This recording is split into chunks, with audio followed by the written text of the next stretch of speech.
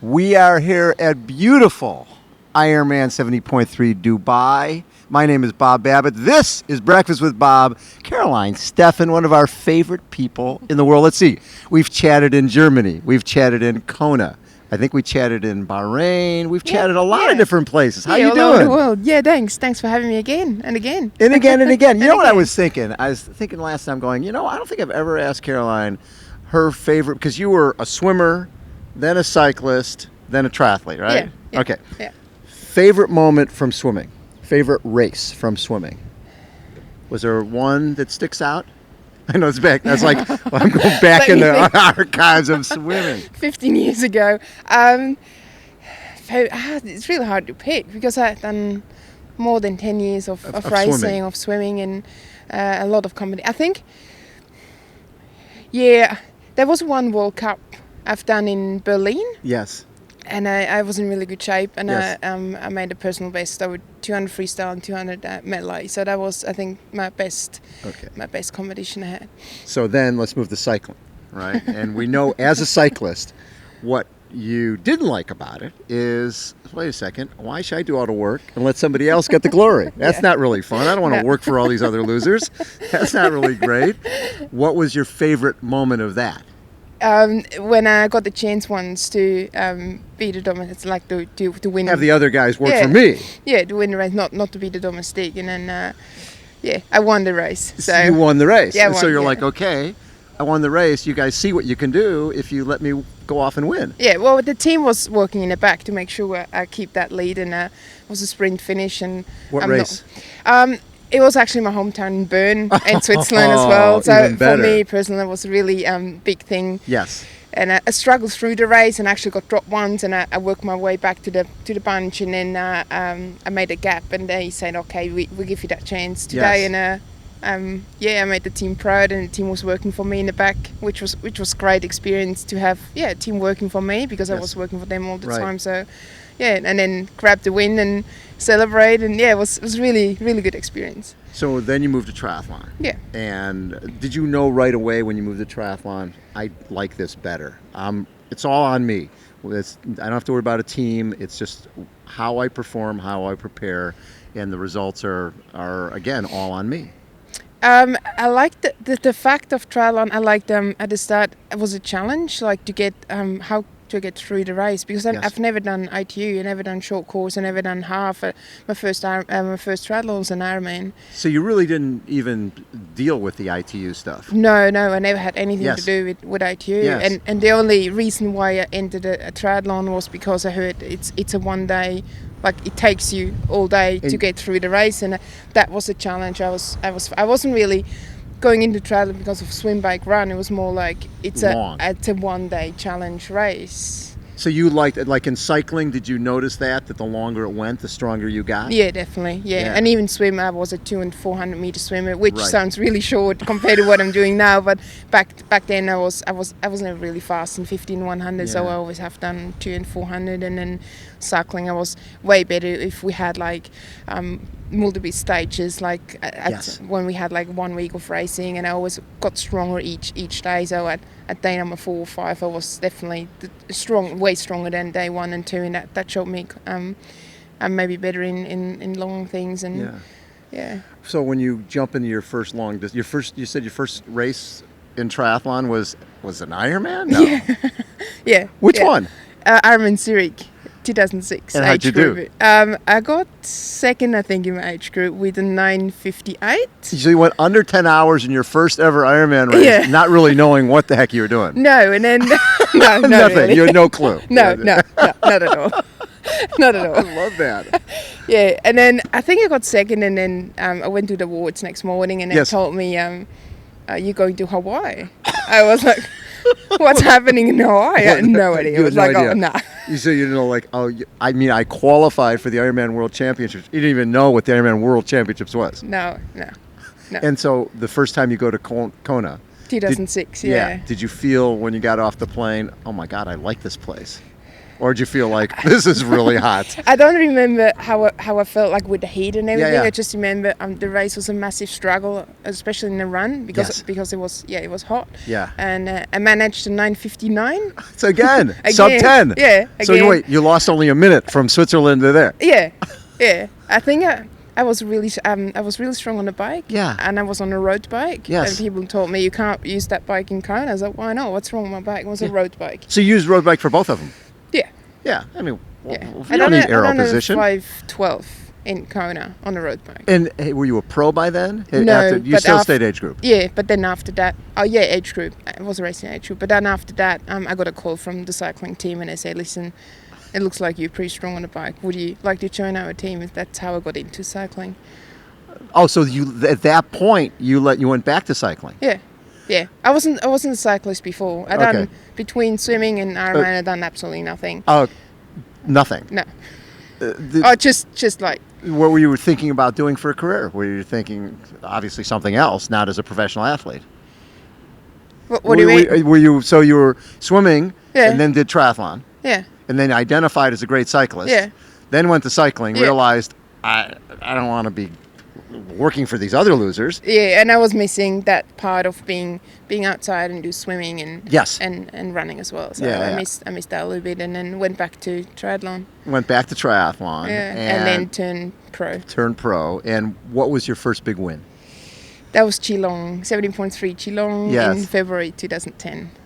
And when you got back into it, is that when you connected with TBB and Brett Sutton and those guys, or was that a while down the line? I got back to triathlon in 2009, Yes. did my own little thing, Yes. got a pro license because I couldn't enter the race as an age group anymore. I Right. remember that they said entry's closed, but if you enter as a pro, you can start. So really, you sort of went as a pro because that way you could race. Yeah, that's how easy. So you That's how easy it was back in the days to get Yes. a pro license. Yeah, They yeah, said, like- listen, entry's closed, but it looks like you're good enough. Yes. You're fast enough to race as a pro. We give you a pro license. That's how I was able to enter races in 2009, and that's So how I turned pro. You really weren't thinking I'm going to make a living doing No, this. not at all. No, I just want to have fun and Yes. do what I love in that sport. I was always very active. Yes. As a kid, I was always outside and running around and did heaps of activities and Yeah. got into swimming and then got into other sports. And I just loved doing sports, and I never was able to earn money through swimming, and Yes. I never was able to earn money in cycling. And then in triathlon, I never thought about to become a professional and live on. The money wasn't the motivation at that No, point. not at all. Not at all. Not at all. It was just I love the sport. I love what I do. Yes. And then I figured out after a while I'm actually not too bad in what I'm doing in triathlon, and oh my god, I can earn money, and oh my god, it's maybe enough to stop working. I was working over 10 years, 100% in my profession. And what was your profession? I was a draftswoman, Oh, engineering. yes. Yeah. So you can always do that. Yeah. Yeah, that's always sitting in the background. I don't need to sure. do that. Yeah. Best triathlon ever. Best performance that because sometimes it's not so much, okay, you finished second, you won ITU Worlds, that type of stuff. But a lot of times for you, there's a race that was more important than the ones we look at as amazing results. I would say that's Kona 2010, my Yeah. first race in Hawaii as a pro. Yes. I just raced free from the soul, like I had no pressure, I had no expectations, it was just me in the road, Yes. me and the heat, and You just sort of in a little cocoon, yeah, doing your own yeah, thing. Yeah, no one knew my nothing. name, no one expected anything, and I just rocked up and That was a second, got right? second, yeah. So you get a second to Marinda Carfrey. Yeah. And your Yeah. first time out. Yeah, Really? Your first time was that your first time as a pro? yeah. First time as a pro, Yeah. second place overall. How did that change your life? I think the major point was everyone start looking at me when I start racing. Like all of a sudden I became favorite in every single race I've done. Yes. Like the year after 2011, 2012, of course. Then, and it's different racing when people watching you. Back in 2010, it was kind of the dark horse in every single race. I just entered. No one really cared about Carol Steffen from Switzerland. But then, if you're doing well in Kona, that just changes and everything, people doesn't looking it? in different ways Yes. at you and expect maybe a little bit more.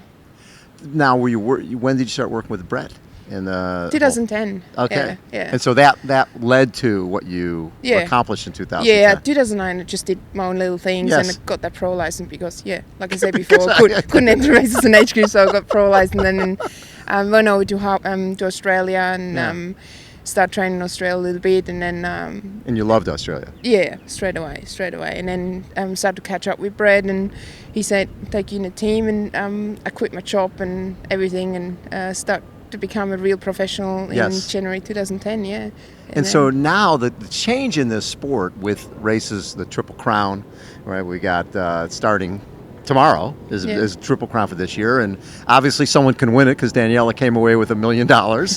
So how is the sport? And I look at the sport, and for someone like yourself, where the season you could take a little off season. Now there really isn't, right? Would you take 2 weeks off and then get right back into training? Yeah, it's becoming really hard to take off season because you have a lot of really good races on, a lot of races with big money. Yes. And I mean, what we do, that we work and we have to earn money. And the other reason also why it's getting hard is we have sponsors, and they expect you to race. They expect you to do well. And I always say my sponsor pay me for 12 months, not only for 9 or 10 months work. That's a really good point. Yes. And I really want to keep my sponsors happy. Sure. So I feel like it's a responsibility from my side to pretty much keep racing all year. If you can do that, I usually get like 4 weeks off, somewhere between. Last year I had like a little break early in the year, and then another 2 weeks after Bahrain. But it's becoming really hard if you really want to do all those races. I mean, you don't have to. You just can say I have a month off, and then you're going to miss out on a couple of races. Yeah. But if you want to do those Triple Crown, and if you want to do well in Hawaii and World Championships and other races you have to do for your sponsors, then it's really hard to get actually a decent off season. So you think about it, Triple Crown starts here, right, in Dubai, and then it's Austria, and then it's Bahrain. And then at the same time, you've got Ironman 70.3 Worlds in Australia. Then you've got Kona in October. How do you know what to peak for? And you've won Challenge Roth before, Frankfurt. So there's so many important races. How do you determine what your season's going to be? Yeah, so obviously this year with 70.3 in Mooloolaba, which is my hometown since 6 years. So that's going to be my absolutely major focus. We might have to do our breakfast show from your house. yeah, we can do that. My house is pretty much like 2-3k away from the start line. Is it really? Yeah. Boom. We're set. Yeah. So I train on the course. You train on the course, so you have to be there. Yeah, definitely. That's it's a hometown race. It's like winning in Lausanne or something, right? Yeah. So the 70.3 the last 2 years I won it in Mooloolaba, and that was always a very important race to me because I have a lot of support out there, and it feels like I'm a local, and it's my hometown race. So the World Championship this year gonna definitely be one of my absolutely A races. And when I heard the second Triple Crown is in Austria, that maybe caused a little bit of trouble for me. We'll see how I go on this Friday. I mean, can't plan too much ahead. No, that's the hard part. So Kona obviously is still, like you said, it changed your life. Coming in second there in 2010, you got another second there, and you probably look back at that and go, "That was my race! Darn it! Darn it! That was it." How do you think about that a lot?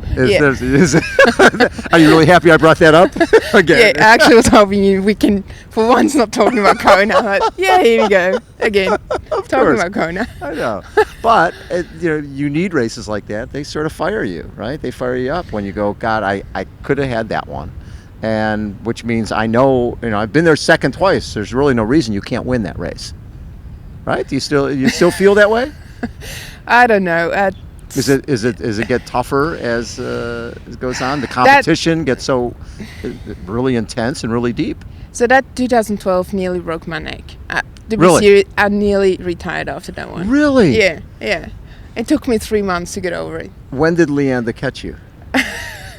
Leanda, she catch me 3k to go. Oh! Yeah. See, if the race was a little shorter. It's not. It's 42k. That's it. Yeah. What the heck? Yeah. So she caught you then, but you say it almost broke you. Yeah. Because you had that race and felt it was yours. I had the whole year. I had an amazing race in Melbourne 2012, and I won it, and with a second fastest Ironman time ever. Yes. With the fastest bike split ever. Yep. And I went to Frankfurt and I nearly broke Chrissy Welling's record. I didn't. It was a 1 minute off, but I won Ironman Frankfurt, and I had another couple really, really strong races. So I was just absolutely ready in Kona. And then I got a penalty on the bike, which that's right. I was, forgot about that. There was a few that year. I can't forget about that one. Yeah. And Leanna got one too, and Mary Beth got one as well. I don't know exactly what the referees are thinking that day, but that just changed races. Well, it changes you mentally in a race, right? When something like that happens. Yeah, it just depends on where you get your penalty. I mean, and I just wasn't really happy at that point. And then, but I worked my way back to the front, and we worked pretty hard. And then Leanna got a stupid penalty as well, and Mary Beth got one as well. And then, it was leading in a marathon. I actually felt pretty good, and then Leanna just was stronger at that day and ran over the top and grabbed that win. But But when you came home from that was hard to deal with, because the hard part about that's the end of the season, and so you sort of have to live with it, right? You've had this amazing season. Yeah. All this great stuff happens, and then hey, nothing wrong with second place at the World Championships. No, nothing at all. And except when you think I should have first place. Yeah, because I was that close. It was it was 65 seconds at the end, and I really had a good feeling in the morning. I get up, and sometimes you just know it's going to be a good day, or sometimes you just know it's going to be really, really tough. And that day I was not overconfident, but I was pretty happy with the spot I was like with my whole preparation and everything, and I was pretty sure I can do that. And then in the race I felt the same way, and then it just didn't happen at the end. Right. And I was just that tick faster, but that just hurts. That's racing. But it always bothers you when it bothers you when you don't have another race in 2 weeks or in 3 weeks. Even then, I mean, it's the biggest race of the year, and then if you got second before, and then you work your way back, and after fifth place in 2011, I wasn't very happy with that. And then I worked my way back to the top, and then you get second again. That close, that really. That really hurts. That's nice that I brought that up again. Thank you. That's a great way to start a day. That is great. Talk a little bit about the Bahrain Endurance 13 team in terms of you become part of this elite group of athletes. You've got people you're competing with, like Daniela on your team and Jody Swallow on your team. It's a team, but at the same time, you still have to race these people. Yeah, you always have to race the people in your team. That was the same with Team TBB I was before. We always raced each other, and that's okay. I mean, we are a really strong group. Team Bahrain 13 with Jody and Daniela, and of course I have to race those girls, especially in the Triple Crown. I mean, they don't want to miss out on that. So have you been training hard for this one? Oh yeah, like I said, I had short off season and I had 4 weeks of really hard training. In Australia? Yeah, in Australia, yeah. So you're ready to start off the Triple Crown? Oh, I hope so, yeah. I love that. And then from here, what's the rest of the season? I'm heading back to Australia. Okay. And gonna base pretty much myself all year in Australia. Have to going to the Philippines in March to race for my major sponsor, Alaska. Yes. Subic Bay 70.3. It's a beautiful race. Yeah. It's a tough race. It's going to be pretty hot. See, it's like hot races. Everything's a hot race now. Yeah. How have you changed as you've aged to 30 years old? 30 years old. I'm gonna make a couple of changes this year with backing off a little bit with hours. I'm known for someone who does a lot of hours of work. Right. I'm gonna cut that back a little bit and just put in a little bit more intensity. Yeah. It's funny from talking to athletes over the years, the way a lot of them say, I can do the same workouts that I did when I was 25. I just need more time off in between. Yeah. I need a little more of a little recovery, right? Or you recover a little slower as you become 30 and 31. Yeah.